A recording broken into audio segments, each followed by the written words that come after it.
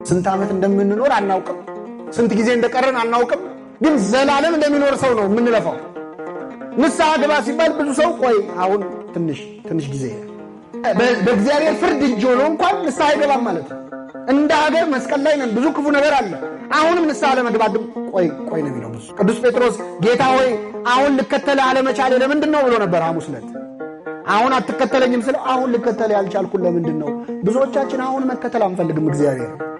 የብዙ ሰው እቅድ ለወደፊቱ ብዙ ዓመት ይኖር ይመስል ወጣቱ ቆይ ትንሽ እድሜ እንትን ይበል ቅዱስ አውግስጢኖስ የተባለ ሊቅ ሰው አፍሮ የማይናገረው ነገር ተናግሯል በእኛ ወክሎ ምን አለ መሰላችሁ ጌታ ሆይ ኃጢአት ሰርቼ ገና ስላልጠንቀምኩ ትንሽ ጠብቀኝ በደንብ ላዳርስና ምኖቹ አፋውጥተናን ለምን እኮ ብዙዎቻችን አሁን በጣም መንፈሳዊ መሆን አንፈልግም በጣም ክርስቲያን መሆን አንፈልግም ዝግጁ አይደለንም ገና